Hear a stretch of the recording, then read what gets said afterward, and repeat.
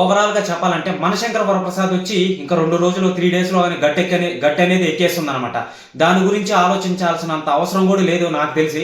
So Raja Saab విషయంలో కొంచెం ఆలోచించాలి, ఎందుకంటే 8 రోజులైంది. ఇంకా యొక్క షేర్ పరంగా కానీ సో గ్రాస్ అనేది ఇంకా 238 కోట్ల వరకే ఉందన్నమాట. చూద్దాం ఇంకా ఫ్యూచర్లో ఏమన్నా ఉంటుందా లేదా అని. ఇక మనశంకర్ వరప్రసాద్ వచ్చి 6 రోజుల్లోనే 220 కోట్లు, అంటే మూవీ బడ్జెట్ వచ్చే 200 కోట్లు అనమాట. ఆల్రెడీ ఇది గట్టెక్కేసింది, ఓకేనా. సో ఇక 3 డేస్ లో అనేది ఊచకోత అనేది పోస్తుంది అనమాట. మనశంకర్ వరప్రసాద్ ఫ్యాన్స్ ఎవరైతే ఉంటారో, చిరంజీవి గారి ఫ్యాన్స్, ఆలోచించాల్సినంత అవసరమే లేదు. ప్రభాస్ గారి ఫ్యాన్స్ కొంచెం ఆలోచించాలండి, నా ఒపీనియన్ ప్రకారంగా చెప్తున్నా. హాయ్ అండి, అందరికీ నమస్తే అండి. ఈ యొక్క వీడియోలో పూర్తి వివరాలండి, ఎవ్వరు స్కిప్ చేయొద్దు వీడియోని, ఓకేనా. ముందుగా చిరంజీవి గారి ఫ్యాన్స్కి, మళ్ళీ వచ్చి ప్రభాస్ గారి ఫ్యాన్స్కి నేను ఒకటే చెప్తున్నా, ఫస్ట్ వినండి, తర్వాత మీకు ఇష్టం వచ్చినట్టు కామెంట్స్ చేయండి, ఓకేనా. నేను ఇక్కడ ఎవరిని కించపరిచేలాగా నేను మాట్లాడలేదు అనమాట. సో ఒక అతనైతే ప్రతిరోజు ఒక కామెంట్ అయితే పెడుతున్నాడు, బ్రో ఇప్పుడు మనశంకర్ వరప్రసాద్ నుంచి ఒక కలెక్షన్ అయితే వచ్చింది, గట్టెక్కిందా లేదా, ఓకేనా. రాజాసాబ్ నుంచి ఒక కలెక్షన్ అయితే వదిలేరు గ్రాస్ పరంగా, గట్టెక్కిందా లేదా అని చెప్పి చాలా మంది కామెంట్లు అయితే పెడుతున్నారు. చాలా మందికి ఒక డౌట్ అయితే ఉండొచ్చు, ఇప్పుడు ఈ 2 మూవీస్ అనేటివి గట్టెక్కాయా లేవా అని చెప్పి క్లారిటీగా ఒక్క మాటలో చెప్పేస్తా, ఓకేనా. సో నేను ఒకటే చెప్తున్నానండి, నేనేదో ఆ వీడియో లెంత్ పెంచేదానికైతే నేనేం చెప్పట్లేదు. జస్ట్ ఒక్క 8 నిమిషాలు నాకు కానీ కేటాయించినారంటే మీకు పూర్తి డీటెయిల్స్ అనేటివి ఇచ్చేస్తాను అనమాట. నాకు తెలిసి ఏ మూవీ రివ్యూవరు ఈ విధంగా చెప్పుండ్రు, ఎందుకంటే నేను అరటి పండు తొక్క తీసి మరి మీ నోట్లో పెడుతున్నా, మీరు తినాల్సింది అంతే. జస్ట్ అలా వినండి చాలు. సో ఇప్పుడు ఈ 2 మూవీస్ అనేటివి గ్రాస్ పరంగా 238 కోట్లు అనేది రాజాసాబ్ అనేది వసూలు అయితే చేసింది. ఈ మూవీ అనేది గట్టెక్కిందా లేదా, బడ్జెట్ వచ్చి 400 నుంచి 450 కోట్లు అయితే ఉందన్నమాట ప్రస్తుతానికి, ఓకేనా. సో ఇక చూసుకున్నట్లయితే మనశంకర్ వరప్రసాద్ వచ్చి 200 కోట్లు అయితే ఉందన్నమాట. ఇప్పుడు ప్రస్తుతానికి గ్రాస్ పరంగా 226 కోట్లు అయితే వసూలు అయితే చేసిందనమాట, ఓకేనా. ఈ మూవీ అనేది గట్టెక్కిందా లేదా, వరల్డ్ వైడ్గా గ్రాస్ అనేది వసూలు చేసే కాబట్టి ఈ 2 మూవీస్ అనేవి గట్టెక్కే లేవా అని చెప్పి ఒక క్వశ్చన్ అయితే ఉంటుంది అనమాట చాలా మందికి. నిజాన్ని నిర్భయంగా, మనసులో ఏది లేకుండా, మైండ్లో ఏది ఉంటే అదే చెప్పేస్తానండి. నేను ముందనే ఇక్కడ ఒకటి పెట్టుకొని నేనైతే మాట్లాడలేను, నాకు అవసరం లేదు. ఎవరి మనోభావాలు దెబ్బ తినకూడదు, ఓకేనా. నేను ఉన్నదన్నట్టు చెప్తున్నాను అనమాట. ప్రభాస్ గారు చాలా అమాయకుడు లాంటి వాడు. సో అతను క్యారెక్టర్ వేరు అనమాట. ఎవరైనా సరే ప్రభాస్ గారిని ఇష్టపడతారనమాట. సేమ్ మన చిరంజీవి గారు కూడా అంతే, ఓకేనా. ఎవరిని తిట్టడు, ఎవరిని తిట్టేలాగా మాట్లాడ్డా అనమాట. సో నెమ్మదిగా ఆచి తూచి అడుగు వేసే రకం అనమాట మన చిరంజీవి గారు. ఇద్దరు 2 కళ్ళు లాంటి వాళ్ళు. నాకు ఇప్పటికీ మీకు ఒక క్లారిటీ అనేది వచ్చిందనమాట. స్కిప్ చేయకూడదు వీడియోని అన్న, నేను ముందే చెప్తున్నాను అన్న, వీడియో చూసే వాళ్ళకి స్కిప్ చేశారంటే అర్థం కాదన్నా, ప్లీజ్ అన్న దయచేసి ఎండు వరకు చూడండి, మీకు ఒక క్లారిటీ వస్తుంది అనమాట, ఓకేనా. సో ఎవరైనా సరే మన ఛానల్కి కొత్తగా వచ్చినట్లయితే ఛానల్ని సబ్స్క్రైబ్ చేసుకుని బెల్ ఐకాన్ ఆల్లో పెట్టుకోండి. ఇటువంటి అప్డేట్స్ని మళ్ళీ మీ ముందుకు తీసుకొని వస్తాను. ప్రతి వీడియోలో చెప్పేది అనుకోవద్దు, కొత్త వాళ్ళు వస్తున్నారనమాట. చిరంజీవి గారి నుంచి మొదలు పెడదామండి, ఓకేనా. చిరంజీవి గారి నుంచి కాదు, 2 మూవీస్ నుంచి మొదలు పెడదాం అనమాట. రాజాసాబ్కి గ్రాస్ పరంగా ఎంత వచ్చిందండి, రాజాసాబ్కి 238 కోట్లు వచ్చింది, ఓకేనా. కరెక్టేనా, ఓకే కరెక్ట్ అనుకుందాం. లేదా 250 వచ్చిందా, లేదా 300 వచ్చిందా అనుకుందాం, జస్ట్ అనుకుందాం, ఓకే 300 అనుకుందాం, లేదా 238 అనుకుందాం, ఓకేనా. ఇప్పుడు మనశంకర్ వరప్రసాద్ నుంచి ఎంత కలెక్షన్ వచ్చింది గ్రాస్ పరంగా, 226 కోట్లు అనేది వచ్చిందని చెప్పి వాళ్ళు అఫిషియల్గా వదిలేరనమాట. సో 250 కోట్లు వచ్చిందా, జస్ట్ అలా అనుకుందాం అండి, ఓకేనా. జస్ట్ అలా అనుకుందాం, ఓకే. సో మూవీ బడ్జెట్ ఎంత అండి మనశంకర్ వరప్రసాద్ది, ఎంత, 250 కోట్లు. సో మన రాజాసాబ్ మూవీ బడ్జెట్ ఎంత, 450 కోట్లు, అంటే 400 నుంచి 450 కోట్లు ఉందని చెప్తున్నారు, ఓకేనా. సో ఇక్కడ మనకు కావాల్సింది ఒకటే చెప్తున్నా, బాగా వినండి. మనకు మెయిన్ గ్రాస్ కాదు మనకు మెయిన్ మనకు షేర్ ఎంత వచ్చింది, ఓకేనా. మనకు షేర్ ఎంత వచ్చింది ముందు మెయిన్, మనకు అదే కావాల్సింది. ప్రతి మూవీ ఈ వీడియో చూసే వాళ్ళందరూ గుర్తు పెట్టుకోవాల్సింది ఒక్కటే, ప్రొడ్యూసర్కి షేర్ ఎంత వచ్చింది అనే దాని మీద డిసైడ్ అయ్యి ఉంటుంది మూవీ హిట్టా ఫ్లాప్ అని, ఓకేనా. కొన్ని మూవీస్ అనేటివి హిట్ అయినా ఫ్లాప్ అయినా కానీ సో స్టోరీ అనేది బాగుంటుంది, జనాలు బాగా చూస్తుంటారు, పోతూ ఉంటారు అనమాట. కానీ ప్రొడ్యూసర్కి ఎంత వచ్చింది మనకు అదే కావాల్సింది.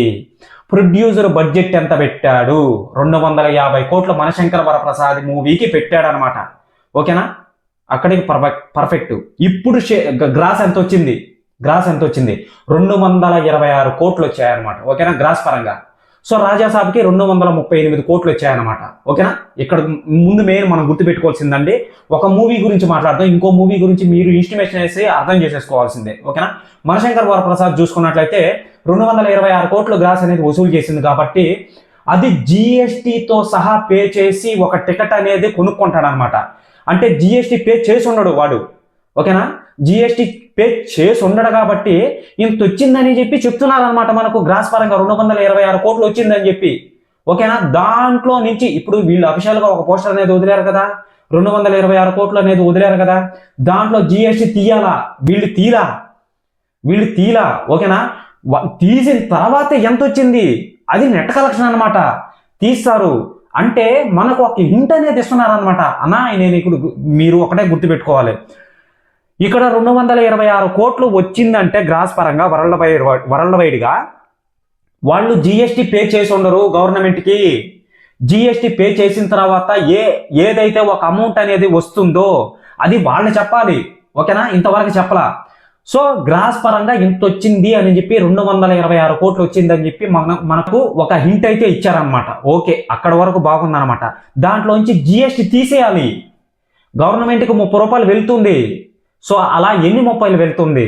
ఓకేనా, 226 కోట్లలో 6 లక్షలు తీసేయండి, ఇంకెంత ఉంటుందండి? అంటే నేను ఎగ్జాక్ట్ ఫిగర్ అని చెప్పి చెప్పట్లేదండి, తీయాలి ఖచ్చితంగా, అది రూల్. అది గవర్నమెంట్కి పే చేయాలి.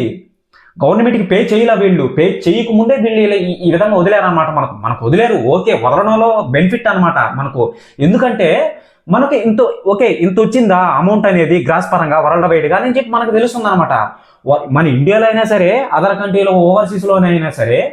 సో జిఎస్టీ అనేది మనం పే చేయాలన్నమాట. పే చేసిన తర్వాత 226 కోట్లలో 6 లక్షలు అనేది వెళ్తుంది కాబట్టి 220 కోట్లు అంటే ఒక ఎస్టిమేషన్ వేసుకోండి, 220 కోట్లు అనేది వస్తుందన్నమాట. అది నెట్ కలెక్షను. అది ఎవరి దగ్గరికి వెళ్తుంది? థియేటర్ ఓనర్ దగ్గరికి వెళ్తుంది అనమాట, మూవీని ఆడిచ్చిన దానికి. ఓకేనా, మూవీని ఆడిచ్చిన దానికి. సో వాడు 220 కోట్లలో ఒక 20 కోట్లు వీడు తీసుకుంటాడు అనమాట. థియేటర్ వాడు ఇంకెంత ఉంటుంది? 200 కోట్లు ఉంటుంది అనమాట. ఓకేనా, వాడి దగ్గర నుంచి, థియేటర్ ఓనర్ దగ్గర నుంచి డిస్ట్రిబ్యూటర్ దగ్గరికి ఇస్తాడనమాట. 200 కోట్లు ఇచ్చేస్తాడు అనమాట డిస్ట్రిబ్యూటర్ దగ్గరికి. అప్పుడు వాడేం చేస్తాడంటే 50 కోట్లు తీసుకుంటాడు అనమాట. ఓకేనా, సో ఇంకెంత మిగులుతుంది? అది అప్పుడు దాకా నెట్ కలెక్షన్ లాగే ఉంటుంది, 150 కోట్లు ఉంటుంది అనమాట. ఓకేనా, 20 కోట్లు, ఒక 50 కోట్లు, 20 కోట్లు వచ్చి ఓనర్ దగ్గర, అంటే థియేటర్ ఓనర్ తీసుకుంటాడు. సో ఒక 50 కోట్లు వచ్చి డిస్ట్రిబ్యూటర్ తీసుకుంటాడు అనమాట. ఇంకా 150 కోట్లు మిగులుతుంది అనమాట. సో ఈ యొక్క 150 కోట్లు అనేది ప్రొడ్యూసర్ దగ్గరికి వెళ్తుంది. ప్రొడ్యూసర్ చేతిలో ఎప్పుడైతే మనీ పడుతుందో, ఎలా పడుతుందో, ఓకేనా, అది షేర్ కలెక్షను. అంటే అది లాభం అనమాట. ఈ 226 కోట్ల లాభం కాదు, అది లాభం. 150 కోట్లు ఎప్పుడైతే ప్రొడ్యూసర్ చేతిలో పడుతుందో అది లాభం. సో దాన్ని మనం లెక్క తీసుకోవాలి. అందుకే నేను ఇంతకు ముందు ఒకటే చెప్పా, అన్నా మనకు షేరు అనేది ముఖ్యము. 226 కోట్లు గ్రాస్ అనేది వచ్చింది, అది కాదు మనకు ముఖ్యం.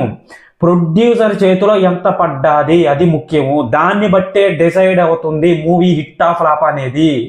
ఓకేనా, మూవీ హిట్ అని అండి, మనశంకర్ వరప్రసాద్ అని హిట్టు. ఓకేనా, దాంట్లో అబ్జెక్షన్ ఏం లేదు. ఎందుకంటే 3 రోజుల్లో 226 కోట్లు ఏంది బాబు నాయన, ఇంత స్పీడ్గా వసూలు చేస్తుంది అనమాట. అదే రాజాసాబ్ చూసుకోండి, ఇప్పటికే వీకెండ్ అయిపోయింది. ఓకేనా, 8వ రోజు గడుస్తుంది అనమాట. 238 కోట్లలోనే ఉంది. దాని బడ్జెట్ ఎంత?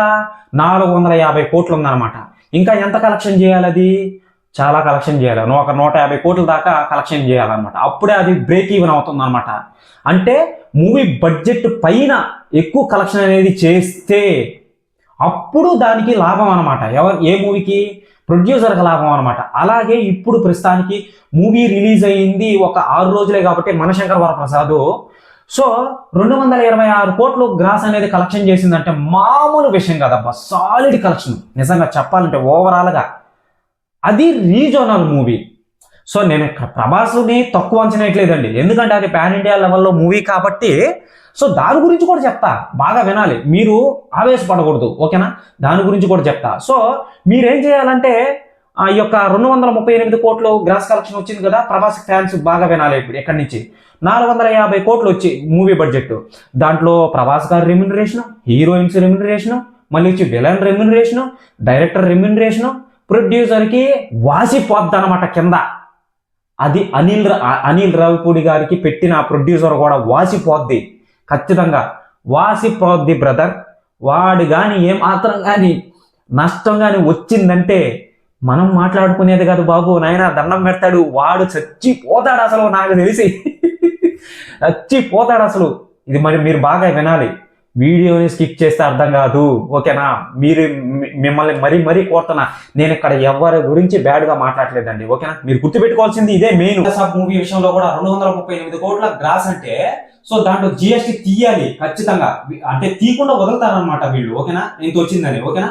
సో తీసిన తర్వాత డిస్ట్రిబ్యూటర్, థియేటర్ ఓనర్ కొంచెం తీసుకుంటాడు, డిస్ట్రిబ్యూటర్ కొంచెం తీసుకుంటాడు, మన ప్రొడ్యూసర్ కొంచెం తీసుకుంటాడు అనమాట. దాన్ని షేర్ కలెక్షన్ అంటారు అనమాట, ఓకేనా. షేర్ కలెక్షన్ వచ్చిన తర్వాత ఈయన లాభం పొందాడా లేదా అని చెప్పి తెలుస్తుంది అనమాట. అప్పుడు లాభం పొందాడంటే ఆల్రెడీ అక్కడ మూవీ బాగుంటేనే వెళ్తారనమాట. అంటే షేర్లో ఎక్కువ కలెక్షన్ వచ్చిందంటే మూవీ బాగుంటేనే అంత షేర్ వచ్చింది. ఇదే హింట్, మూవీ బాగుంటేనే షేర్ అనేది ఎక్కువ వస్తుంది, ఇదే హింట్ అనమాట. సో ఇంకో మెయిన్ విషయం అండి, ఇది లాగ్ చేయకుండా ఒకే పాయింట్లో చెప్పేస్తాను అనమాట. ఇప్పుడు మీరు ఏ మూవీకి వెళ్ళాలి, ఏ మూవీ బెస్ట్ బ్రో అని చెప్పి మీరు నన్ను అడగొచ్చు. నేను ఒకటే చెప్తాను, మీరు ఎగరాలి, విజల్ వేయాలి, సో ఎంటర్టైన్మెంట్ గా ఉండాలి, నవ్వుకోవాలి, పట్టాలి, ఎగరాలి, బేభత్సంగా ఉండాలి అని అనుకుంటే మనశంకర్ వరప్రసాద్. లేదు నాకు స్టోరీ పరంగా బేభత్సంగా ఉండాలి, గిజల్లో డిస్టర్బెన్స్ ఏది ఉండకూడదు అంటే మన రాజాసాబ్ మూవీ. సీటు కట్టే అతుక్కోపోతారు అట్టే, అంటే మన మారుతి గారు వేరే వరల్డ్లోకి తీసుకొని వెళ్ళిపోతాడు అనమాట మిమ్మల్ని. సో నా ఒపీనియన్ ప్రకారంగా చెప్పాను బ్రో, ఎవరు దీన్ని మిస్లీడింగ్ చేయొద్దు, నేను ఈ వీడియోలో చేయట్లేదు, సో తప్పు పట్టద్దు అనమాట. ఎవరైనా సరే మన ఛానల్కి కొత్తగా వచ్చినట్లయితే ఛానల్ని సబ్స్క్రైబ్ చేసుకుని బెల్ ఐకాన్ని ఆల్లో పెట్టుకోండి, ఇటువంటి అప్డేట్స్ని మళ్ళీ మీరు చూడాలనుకుంటే, ఓకేనా. బాయ్, అర్థమైంది అనుకుంటా.